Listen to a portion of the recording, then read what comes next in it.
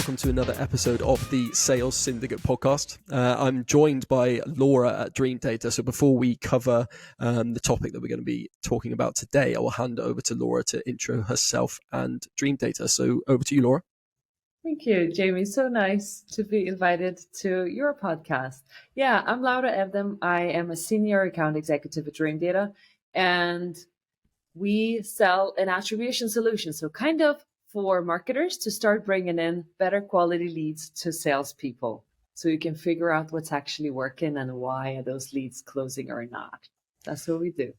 And would you say an easy way to describe it is it's attribution, like a new world of attribution? It's kind of like Google Analytics, but way easier to use and way better, right?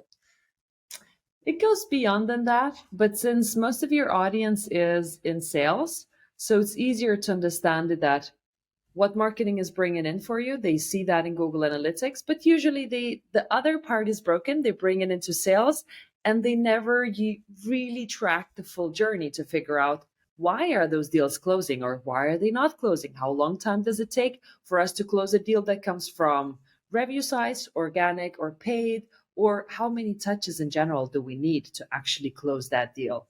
And we're going to have a chat about the cooperation between marketing and sales today, which I'm very excited about. I was going to say to your point there, if we take us as an example, we don't have an attribution tool like Dreamdata. I wish we did, but for us it's very, very manual of, okay, there's a closed one, right, that did come from marketing. What can we see in terms of self-reported attribution? What pages do we think they visited? Did they see ads? I don't know if they didn't put it on self-reported attribution, all that sort of fun and games, which, could take a good amount of time for every single lead that comes in. So, I mean, I can definitely see the benefit in connecting the two teams up, which is, like you said, kind of what we're going to be talking about today. So the rough, overview is why marketing should be your best friend in sales, or vice versa, why I sit next to my head of sales, and that works really, really, really well for us. But yeah, so I guess to kick things off then, do you want to just give us a very top level opinion or stance on why you guys believe that marketing and sales should be best friends, and then we'll dive into some of the specific sort of advantages? Absolutely. So historically, my career in sales started in those big enterprises where you're a salesperson, you're working with a huge deal, so you're closing them. And especially when I worked at Gartner, we used to work with like a 3-step approach. When you get a prospect, you have to start to teach, tailor, and take control of the sales process. And nowadays, this way of selling is totally outdated because the teaching part, nobody wants to listen to a salesperson teaching me something. I have done my homework. I need a specific problem to be solved, and I have already figured out, can I solve it by myself with consultants or with a specific tool? And when I reach out to somebody on the market to give me a demo and to figure out if this is a match, I'm already well taught. So teach, tailor, take control. We take the teach out of the equation for sales. This is what marketing does. That's why in this new era where nobody wants to talk to a salesperson unless they are really in the market for buying a solution and for figuring out if they can solve this problem with the tool, then that's where marketing comes in. That's where marketing has already taught the prospects of what type of solutions are we offering, what type of problems are we solving. And then it's equally much easier for a salesperson to actually start helping the prospect. They come well educated. So for a salesperson, you have to nail your processes of how do you actually tailor the second part of the process in sales, tailor the whole process to figure out if this is the right solution for you. And then you take control of the sales process, the legal and security and everything else. So the outdated, planned growth solutions for sales not working anymore. We need marketing to collaborate really close with sales in order for us to get those well-qualified prospects to come into the pipeline.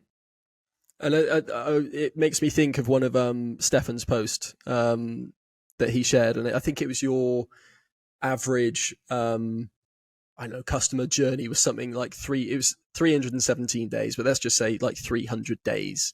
And that, to your point there about, buyers come to the table before they've even spoken to sales with essentially a full education on, hopefully a full education on what you do, how you stack up in the market, what your reviews are. People have looked at videos on YouTube. They've looked at Reddit, forums like that. They've asked their friends. They've asked potentially other companies. So they're coming to the table with all the power. And I think, like you're saying, if you're one of the old school companies that is not thinking about everything that comes before that first chat in sales, it's a fairly dangerous game to play, isn't it? It is. And you're kind of relying back to almost like the chemistry of the salesperson and the buyer. Like, there is no chemistry anymore. I'm here to help you out. And there's nothing that I can charm you into to buying one solution or another. You have been trying out to figure out this problem for so long time, like 300 days for us to close the deal, but it goes all the way from first touch to deals closed. Yeah.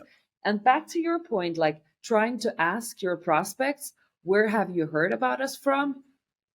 Well, it's just like asking you, Jamie, what did you have for lunch last week on Tuesday? It's like, I did have a lunch. It's like, I know I'm not hungry, but that specific thing that got me into not being hungry, I don't know what that was. Was it a review? Was it my friend telling me something? Was it a community, or did I read an article organically or something? I have no idea. There were so many things ongoing. And that's why figuring out the full journey for marketing should be a no-brainer. Or at least that stuff that we can measure. So what comes into Google Analytics, we can measure-ish that. And then what happens after that? Is that like 5 sales meetings that we need usually to close a bigger deal? Or is it 3? And when are they reading our reviews? Before they come inbound or after? Where in the customer journey cycle should we be focusing around the various touches to make sure that your prospects come in educated? Yeah, and speaking about those various touches, for anyone who's listening or watching the podcast, go and check out Laura's LinkedIn and have a look at, I think, the last handful of posts, 1 or 2 of them, you showed a graph of the touch points within a journey, which just gives a nice visual representation of what we're talking about in terms of it not being linear, that it's not a funnel, it's not they've heard about you, they've come inbound, closed. Like, it's not that simple anymore. So go and take a look at those graphs or images, because they will help you visualize what we're talking about. But so before we talk about how you organize things at Dreamdata and the successes you've seen off the back of the way you've structured things, let's just touch on some of the other advantages of that, holistic relationship between marketing and sales. So we've already sort of covered the teaching part of it, of customers will come to sales with an understanding of what you do, kind of how you do it at a top level, and the benefits of that. But what other sort of key advantages are there from your point of view? I'll happily share sort of mine, but do you want to kick off with the key advantages from your point of view? Yeah, for sure. So I think speed of each deal is the key advantage, because if marketing knows what kind of touches are helping out our clients to buy, it will help them to study your solution much faster and to come inbound even faster and get themselves educated. One thing that we did from the very beginning of Dreamdata, I joined as a first salesperson in the team. So we didn't have that much of blog posts and content written down. What Stefan did, our CMO did, is that whenever there's a question that sales is not able to answer on the call, I need to know that so I can write an article about this. And when I have done that, it will be so much easier for a lot of other prospects to find answers to those questions. I don't know, operations questions, security questions, and so on. Stuff that you needed to stop and say, I need to go back to person X in the team to get back with an answers for you. This will be done on our website, so prospects come educated, or you as a salesperson know where to go and what to send to that prospect ahead of time, because you know what is happening. So speed of the deal is going to be much faster if you collaborate closely. And we've spoken about Stefan a couple of times now, but you're very fortunate in that because he's co-founder as well, right? So you've got a co-founder who is also a CMO, but also a CMO that believes in the relationship between sales and marketing. It's a revenue generating function rather than marketing and sales. It's one collective team. So I think that's obviously a massive advantage. I'm head up marketing here. You're in sales, so this is a good two sides of the story. I think from my perspective as well, like if I'm listening in on a call or I'm sitting next to our head of sales who says, right, I've just really good call, but they didn't understand what that word meant, or they actually came to the call and they said, yeah, I kind of understand what you do, but I was a little bit confused about this. I'm like, great. I can now go onto the website and refine the messaging, which is like that real world, immediate feedback that you were talking about there, which is great because it gives me direction in terms of messaging, because I can try my very, very hardest to get the messaging right, but ultimately I don't work in sales. I might think that I can speak like a sales rep, but the truth of it is it's probably not going to be bang on every time. So that real world feedback is literally perfect from a marketer's perspective. It is. And to have a co-founder who is in marketing is really, really strong, because to be a salesperson in a company that truly believes that marketing is not just a cost center that goes to events and creates roll-ups or pretty website every second year is really heavy, because marketing is a revenue generating function that definitely can go back and measure every single thing they did. Maybe not every single thing, but most of the stuff, like how much did we bring back of revenue? Now, we spoke before this podcast, we spoke about events. Stefan does not want us to go to events in sales because he said, I don't see the ROI of those. And literally, there is not a positive ROI of every single event we go to. And you can talk about branding, and we expose ourselves on LinkedIn with a lot of events and so on. But from his perspective, it's like, okay, salespeople, they do want to go to events. It gives you energy. Cool. You can go to events, but then this is team building. Let's figure out what type of stuff you can produce in those events that can lead us a tiny closer bit way to closing more revenue. Maybe you can meet other clients that are in the same city at that time, or prospects that you're talking with. So we can just condense that possibility of using marketing's budget to an event to something more than just a negative ROI. Yeah, I think the event is a really good example, actually, and I think we went to an event last week, funnily enough, and it was very, very last minute. So I went, and it was going to be a head of sales. It ended up being someone from finance, but it was going to be our head of sales and our head of marketing, and our only goal for the event was to meet new people and record stuff for the podcast. So from a marketing perspective, I was very, very clear to the CEO who ideally wanted book demos and closed deals. And then we said, that's not what we're going for. It'll be lovely if we get some book demos, but, I ended up getting 10 or 15 sort of 5-minute clips that all roll into one big podcast episode. And you think that's 15 new people you're connected with on LinkedIn and, your brand presence. And I think that's kind of like, that reminds me of your SaaStr trip. I saw you guys all over LinkedIn for 2 or 3 weeks prior to the event. You did a run. I think you did a run around London with people, as in there was like an event people could register for. Yeah. And I think, like you said, if it's team building, but also just brand amplification, then that's success in itself. Exactly. And the problem is it requires a lot of work as well. So if you're in marketing and are planning the events, it is very heavy on planning.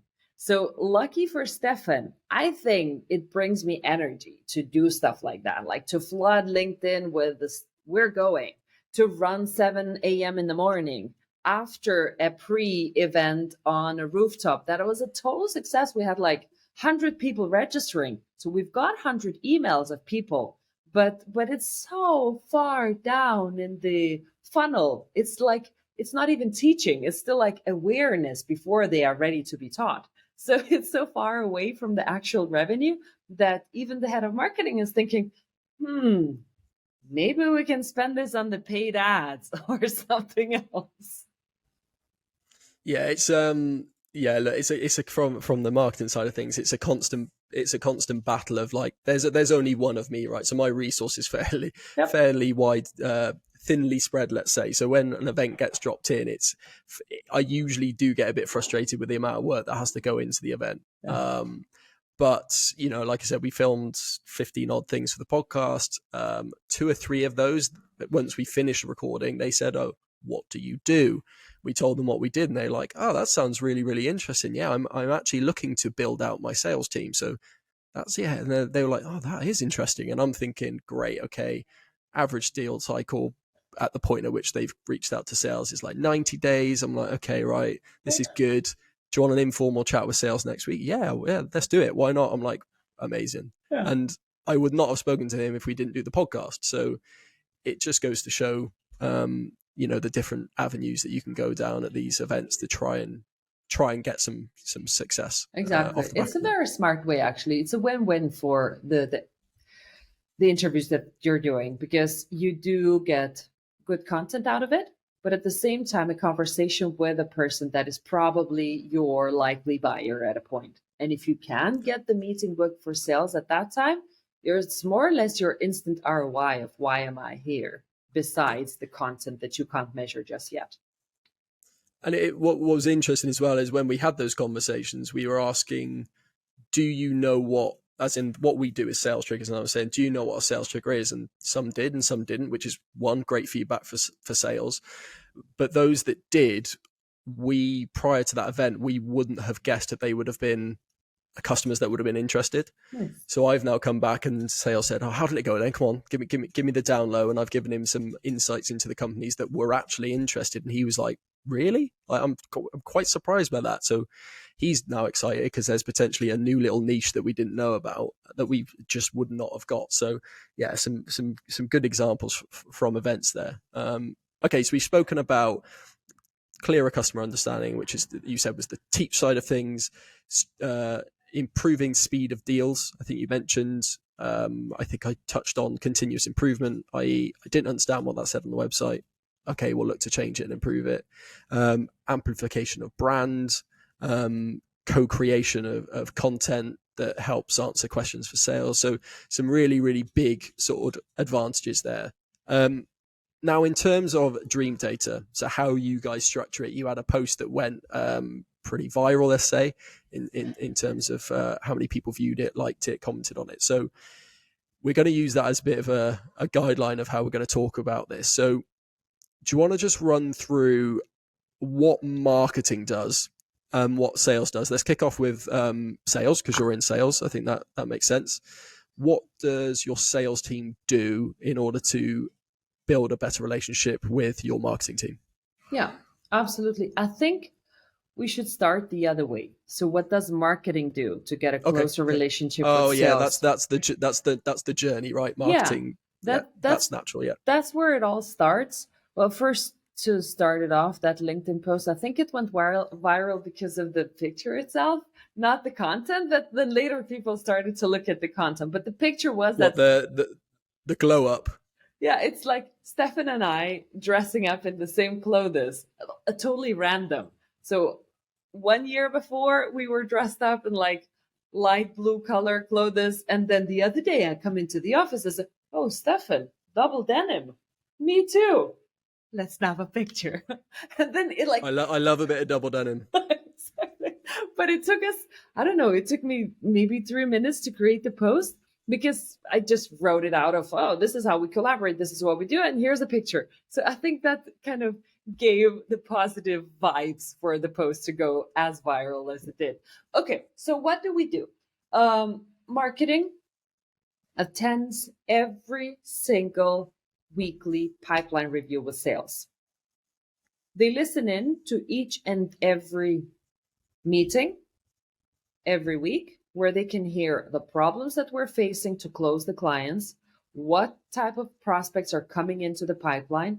That gives marketing an insight as well of what is actually working He usually sits there and while we're talking about the prospect, checks out the customer journey. Say, okay, this type of a prospect, they came in through this touch. What else happened there? How long have they been in the pipeline? He doesn't really speak too much about it with the team, but he's aware what was the good quality prospect that came in. So they're there, listening in. Marketing always there to listen into sales.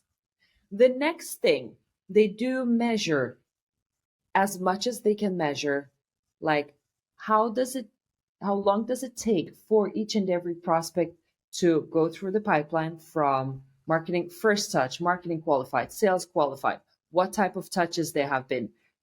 Stefan is the first person to send me a list of companies that visited our pricing page the last 7 days. Laura, have a look. It could be that I already know that all of them are in our pipeline and it's very natural for them to start looking into the pricing page. But sometimes you get surprised. So, oh, this one too? All right, let me just check in with them because it seems like pricing is important for them, even though they're very early in the customer journey. So he is the one to pull out the various reports that show intent of clients that are about to close or are closer in the pipeline that we actually even think by sales. The next thing that he does, he knows which channels are bringing in the best prospects and he focuses on them big time.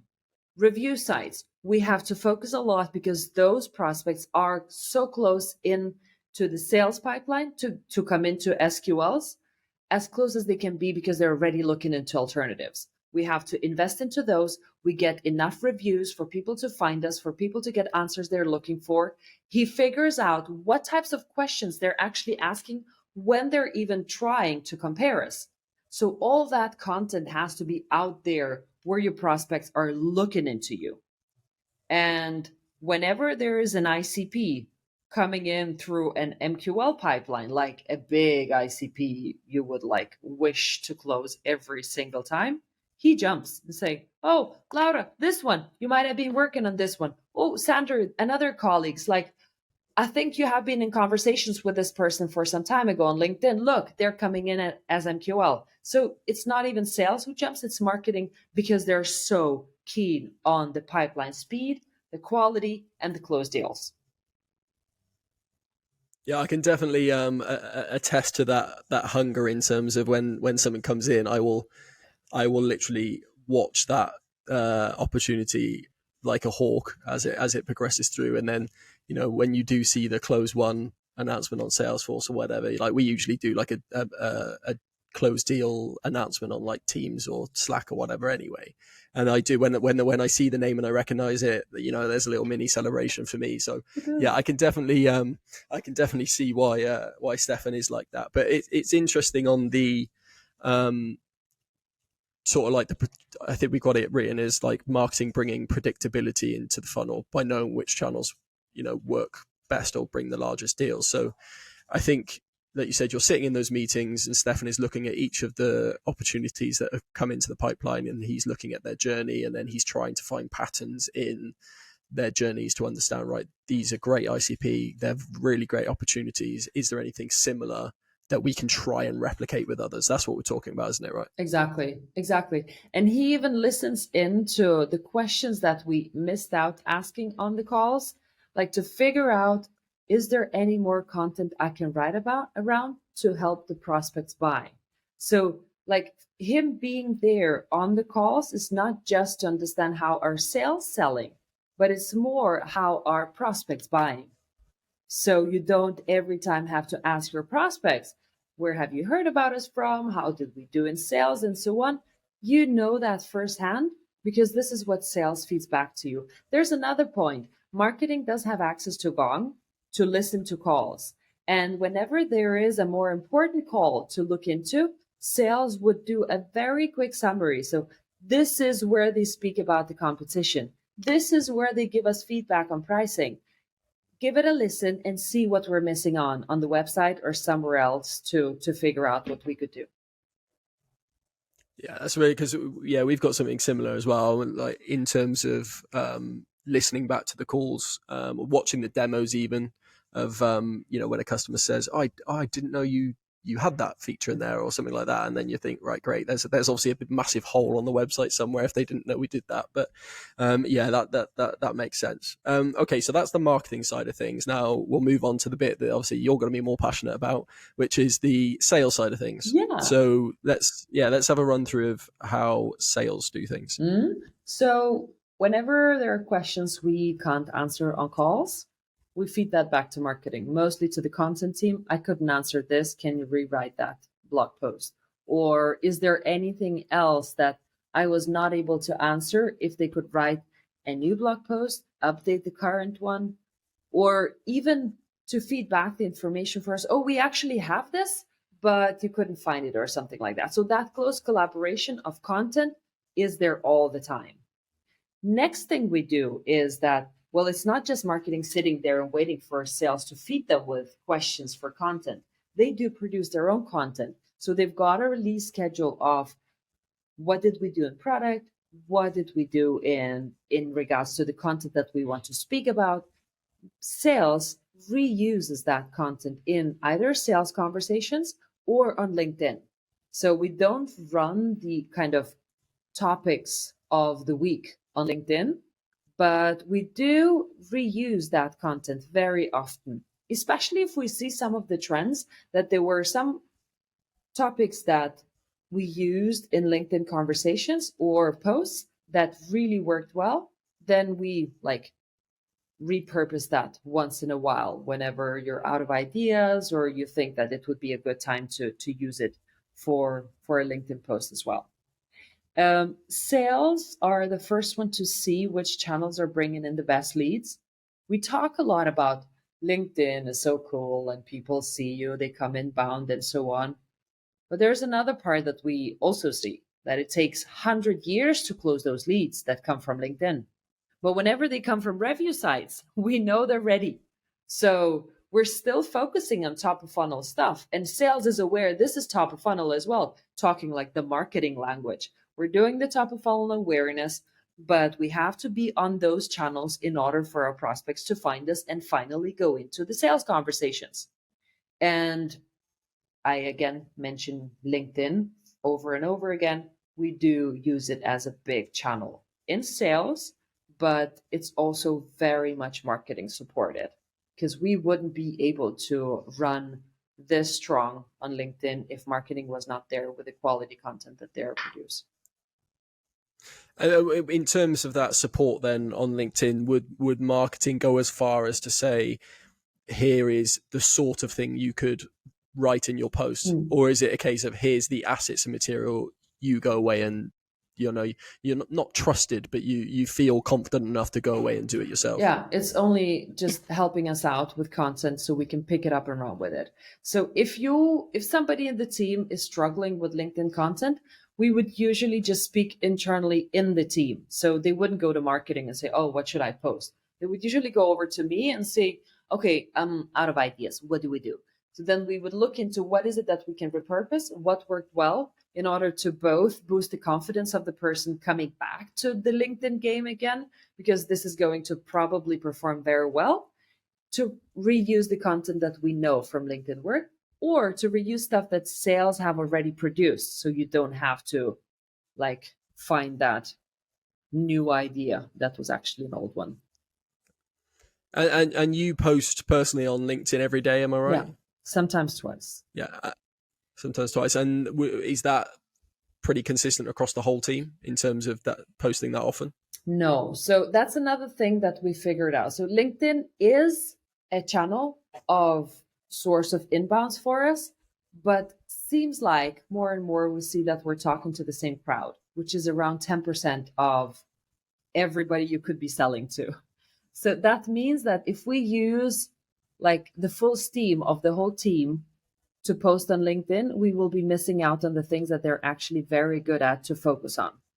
So there are team members who are posting maybe twice a week, 3 times per week. They set their own cadence, what feels comfortable for them. For me, it gives an energy boost and I get off my creativity that way. It's fun.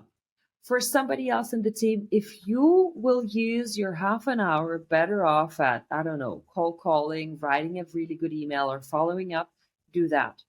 If LinkedIn takes those people that much of energy, it shouldn't be that channel, because remember, again, we're touching around 10% of all of the people who might be our buyers. So we'd rather than amplify the people who do that a lot and leave that either for the content team or for the sales team who is doing that part, that doing that consistently. And that links back nicely to the example we gave at the start of the, that circa 300 days. There's multiple touch points. If you're only focusing on LinkedIn as your core touch point, then you're going to be missing out, like you said, on email, cold calls, even LinkedIn voice notes, things like that. Is a fully multi-channel approach in order to saturate that 300 days of a journey. Exactly. Just like, don't run on the dead horse that much.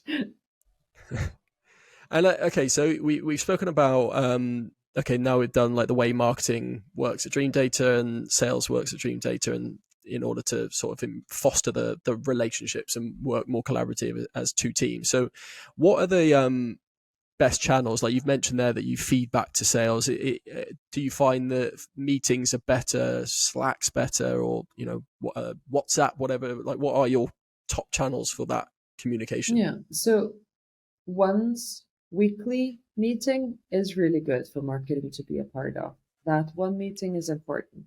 Then sales has to be aware to amplify those messages during sales calls and feed the recordings back to Slack as soon as they have it. Then another thing that I learned from Zoe Hartfield while she was working at Speckit, we created a customer love channel. That one is really, really nice. Whenever customers or prospects are telling us stuff that they really love, then we do feed it into that channel as well. So the whole company, not just marketing, knows that we're building something really cool. And then you can build on top of that motivation as well. Something that they liked of their content, something that they liked on LinkedIn, or the product was really cool. Then you can reuse it so many ways, because you can reuse it for LinkedIn content. You can reuse it when you are having the next sales conversation, or we create even more content around that as well. That's a nice one. I think we've got a mini wins chat, which is kind of similar, but I quite like the customer love chat.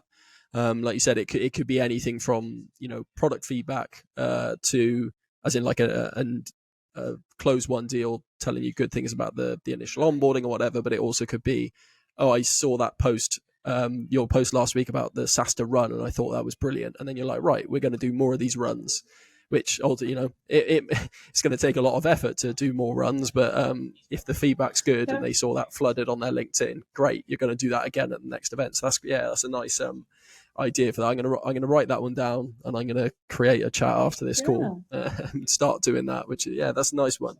Okay, then last two sort of main questions I'll ask is, from your perspective, what would you say is the top tip, single best tip you have for sales teams or an individual rep that listens to this or has seen on LinkedIn is like, right, I really want to work more collaboratively and closely with marketing? What's the best tip for a sales rep to start doing that, or a sales team? You have to care about what it is that marketing is creating. And if you don't care about it, you have to think why. Because could be that you're not getting enough value, but that also goes back to yourself as a person. What is it that I can feed back to marketing? So the quality that they're coming back to me is of what I would expect every single time. So if you're not getting the quality that you care about, make sure that you're feeding that information back, because this is what is feeding you the meat for every single deal for you to close. So care about what marketing is doing. This is what will help you close the deals. Yeah, and like you said, at the end of the day, if you invest time into feeding back, it's only going to help you further down the line when you get higher quality inbounds. So it's, you scratch my back, I'll scratch yours, sort of approach.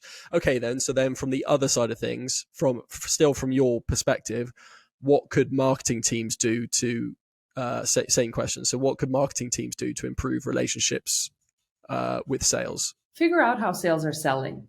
So the first thing that Stefan did at the beginning when I joined the company, he was head of sales and marketing. He quickly figured out that he's not that good at being head of sales, But that understanding of how do you run a meeting, how difficult that might be to push that deal through the pipeline, you get the understanding and the respect of the craft of sales as well.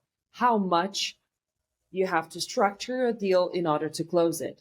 What is it that sales do to actually close those deals, or why are we losing the deals? Is it the salesperson or something else that has happened? So then that empathy from sales comes so much closer to a really good collaboration, because marketing usually sits back and says, oh, we're bringing so many good deals and so on, and sales are just not closing them. Could be, but let's figure out why. Is it the salespeople, or is there something else in the product, in the whole process of educating that prospect or tailoring the sales process, that is actually broken? So it's not that I've done my job, I'm over and out, I'm going to bring more. Let's figure out how we close it all. So collaboratively, we can do much better. And I guess that we said it, I don't know, about 10 minutes ago, that it's try and think of it as a revenue generating team rather than marketing and sales. Because like you said there are companies, probably legacy, much larger companies, that see marketing and sales as two different teams that are battling against one another for leads, and then marketing are complaining that they aren't closing, and sales are complaining that there aren't enough or they're not high enough quality. But it's, if you start thinking in terms of, it's just company generating revenue rather than marketing generating leads and sales closing leads, that's probably a good place to start. Would you suggest, obviously we've spoken about listening and on calls, but is there an argument, or have you seen any success in terms of like marketing shadowing a sales rep for like a day or something, like a day in the life sort of thing? For us, it's really easy to do because we sell to a lot of marketeers. So I take Stefan to a lot of calls. That's why he knows and is firsthand really close to sales as well.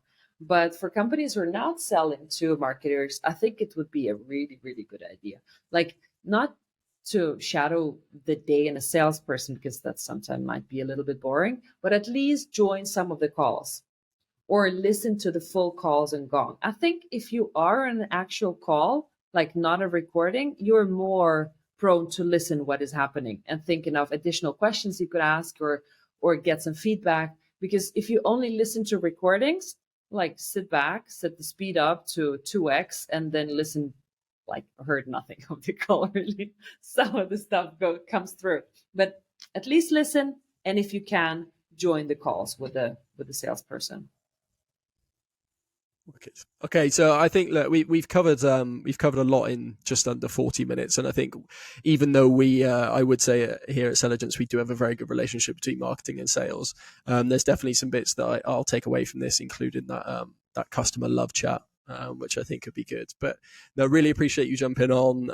Obviously, we'll put all your links below and everything. And as I said to those listening or watching, definitely go and check out Laura's LinkedIn, because you'll see a lot of the things that we've spoken about on there in that graph, the journey, the posts she shared with Stefan as well. So definitely go and check Laura's LinkedIn out. But yeah, huge thanks for coming on. Hopefully it wasn't too arduous for Jamie, you. thank you so much for inviting. It was a pleasure. Brilliant. Well, have a good rest of the week. And to those listening, we will catch you in the next episode.